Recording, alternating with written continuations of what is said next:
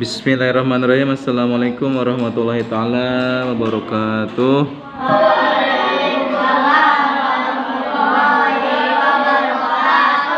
Bismillah, alhamdulillah, Allahumma sholli ala sayyidina Muhammad wa ala ali sayyidina Muhammad. Rabbi shrahli sadri wa yassir li amri wa hlul 'uqdatam min lisani yafqahu qawli. Rabbi zidna ilman, Rabbi zidna ilman, Rabbi zidna ilman warzuqna fahman. Ya Fatahu ya Alim, ya Fatahu ya Alim, ya Fatahu ya Alim bi rahmatika ya arhamar rahimin. Alhamdulillah kita masih diberi kesehatan, sehat walafiat sehingga kita bisa melaksanakan perintah Allah, yaitu mencari ilmu yang difardukan oleh Allah dan Rasulnya kepada kita sebagai umat Islam. Dari kecil sampai kita berada di liang lahat, wajib hukumnya mencari ilmu agama. Dan sekarang bagian pelajaran tauhid sifat iradat. Lihat sini. Kemarin minggu yang lalu kita udah bahas sifat kudrat. Sekarang sifat iradat. Mau tanya, sifat yang wajib di Allah terbagi 4. 1 sifat nafsiyah, 2 sifat salabiyah, 3 sifat ma'ani, 4 sifat manawiyah. 1 sifat nafsiyah isinya ada 1, yaitu sifat. 2 sifat salabiyah isinya ada 5, yaitu qidam, baqa, muhalafatul hadisi, qiyamuhu binafsihi, wahdaniyat. Yang ketiga sifat ma'ani isinya ada 7, yaitu kudrat, iradat, ilmu, hayat, sama, basar, sampai kalam. Yang keempat sifat ma'nawiyah pakai kaunuhu ya. Kalau ma'nawiyah pakai kaunuhu, qadiran kaunuhu, muridan kaunuhu, aliman kaunuhu, ayat, sami'an, basiran, mutakaliman. Itu sifat yang wajib di Allah terbagi Dah, sekarang sifat kudrat berarti termasuk sifat ma'ani. Sifat yang keberapa ma'ani? Sifat yang ke-satunya sifat ma'ani. Yang kepertamanya sifat kudrat, iradat. Berarti yang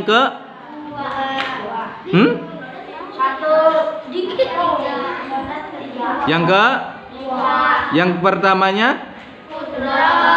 kudrat. Sekarang berarti yang kedua dari sifat ya. Kalau dari sifat yang wajib di Allah yang ke-8 ya. Coba balikan lagi. Sifat nafsiyah wujud, sifat salabiyah qidam, baqa, muhalafatul lil hadisi, qiyamuhu binafsihi, wahdaniyat. Sifat ma'ani kudrat, iradat.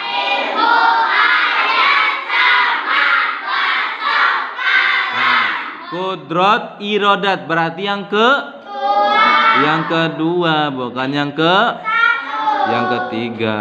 Tadi bilangnya ketiga. Dah, fokus. Lihat sini. Kalau tauhid, kalau nggak ngerti itu, kalau bingung itu ngerti cirinya, ya. Makanya harus bingung. Dah. Sifat iradat, sifat yang wajib di Allah, qaimatun daimatun bidatihi ta'ala, yang qadim, yang tumetep, yang tidak ada awal, tidak ada akhir. Wajib adanya di Gusti Allah Subhanahu wa ta'ala. Mustahil Allah tidak mempunyai sifat iradat. Kalau misalkan umat Islam ada satu sifat yang tidak dipercayai, maka batal imannya. Ya, batal iman. Sedangkan iman itu penting. Iman itu penting. Apabila kalau misalkan kita masuk neraka lalu disiksa beribu-ribu hari, beribu-ribu tahun, lalu ditanya sama Allah, "Hai malaikat, itu manusia orang Islam udah habis belum dosanya?" "Sudah ya Allah." "Terus lihat imannya masih ada enggak?" "Ada, cuma tai kuku doang gedenya." Ya, cuma kecil doang. Percaya sama Allah dan Rasul, tipis imannya. Tapi itu yang bakal nyelamatin, apalagi kalau kandel, kalau tebal. Ya. Makanya iman kita harus kuat, harus kokoh. Tingkatkan iman kita. Jangan sampai goyah. Misalkan di mana di Tanjung Sari terkena tsunami dari kali.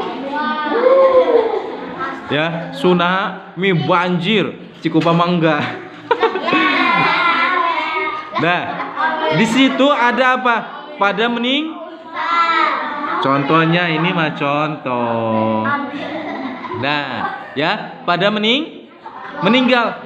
Ada orang yang selain orang Islam masuk ke situ, mohon kasih pertolongan. "Hai kamu, Neng Marwah, Neng Mika, mama kamu udah nggak ada, ayah kamu udah nggak ada." Misalkan contoh. Sekarang aku kasih nih uang 1 gepok, sarimi 1 dus, beras 1 karung, ya, sama kasih rumah. Tapi kamu harus masuk ke agama aku. Mau nggak? Bayangin sekarang kena musibah, rumah nggak ada, orang tua nggak ada yang nawarin begitu, mau diambil nggak? Lebih baik kita mati mempertahankan iman kita daripada kita harus masuk agama yang lain. Ya, agama yang lain selain agama Islam. Karena nanti iman itu yang bakal nyelamatin. Gak apa-apa mati konyol juga, yang penting mempertahankan iman. Namanya syahid, bukan konyol. Ya, kamu misalkan nih, Asep, pejuang Islam, Lutfi, pejuang Islam, Randy apalagi, wah, membela Islam. Dia punya uang di Indonesia, dijual apanya, sawahnya, rumahnya, sampai punya uang. Asep sama, Lutfi sama, pergi ke Palestina, perang ngelawan Yahudi. Sampai Yahudi ikut perang, sampai ikut membombardir Israel.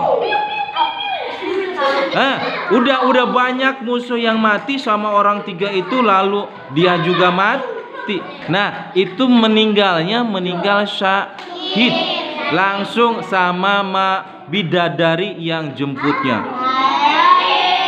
Ya, langsung masuk surga. Sekarang bayangin, kamu nggak ikut perang, bakal ikut perang Kalau ikut perang matinya mati syahid. Masih mending enggak ikut perang apa ikut perang? Ikut perang mah matinya mati syahid. Kalau enggak ikut perang, matinya belum tentu mati syahid kita. Ya. Dah balik lagi ke inti permasalahan. Sifat iradat, sifat yang wajib ada di Allah, yang mempunyai arti ngersakeun. Tahu ngersakeun? Bukan ngerasakeun. Menghendaki. Sekarang Allah menghendaki Asep, menciptakan Asep, ada 2 tangan, ada 2 kaki, ada 2 mata, ada 2 lubang hidung, ya. Ya kan? Itu Allah kersakan. Allah menghendaki, tidak menghendaki Asep terlahir dengan tidak sempurna. Ada matanya 3, tangannya cuma 1, ya. Hidungnya di atas bolongannya di situ. Gimana kalau hujan? Masuk dong airnya ke dalam hidung. Ya, Allah itu mempunyai apa? Menciptakan manusia itu beribu-ribu hikmah, ya. Ada hikmahnya. Coba hidung Allah ciptakan di atas. Kalau hujan meren masukkan air, gimana kamu pilek yang sering bulu? Ya, makanya di sini bolongannya. Terus di hidungnya ada bulu hidung untuk melindungi apa? Untuk melindungi debu-debu yang masuk. Kuping juga sama. Ya, banyak hikmahnya. Makanya harus kita syukuri. Dah, balik lagi. Lalawanana yang berlawanan dengan sifat karohah. Apa itu karohah? Kapaksa. Misalkan hafid tengah malam sholat tahajud sampai nangis, ya Allah, tolong berikan aku rizki, berikan aku ilmu yang bermanfaat, sambil nangis berdoa sama. Bagus gak? Bagus. Top, marko top. Ya. Kata Imam Syafi'i, sudah dengerin. Kata Imam Syafi'i, orang yang berdoa setelah sholat tahajud sepertikan jemparing yang mengenai sasarannya. Ya, panah yang mengenai sasarannya. Tapi Allah tidak terpaksa untuk mengkabulkan doa hafid yang sambil husu, yang sambil nangis. Ya, kalau Allah belum menghendaki, nggak bakal dikabulkan. Tapi catatan, tapi udah dengerin, tidak ada doa yang tidak dikabulkan, semuanya dikabulkan. Cuma dengan berbentuk yang beda. Sekarang misalkan si Ramdan, ya Allah, aku minta rezeki yang jembar, ilmu yang bermanfaat, jadikan aku anak yang soleh, anak yang soleh. Ya, kata Ramdan itu bertahun-tahun berdoa begitu. Udah dengerin, kok rezeki aku seret aja sih, aku biasa-biasa aja sih. Kata Ramdan tuh, mungkin Allah sudah mengkabulkan doa Ramdan dengan berbentuk yang lain. Ya, misalkan Ramdan, lihat sini. Ramdan ditakdirkan hari ini hari apa? Hari Senin. Jam 4 detik ke 1 menit ke 1 Ramdan bakal tertimpa batu besar, sehingga kan hidungnya mejret, matanya macleng, tangannya misah. Ya,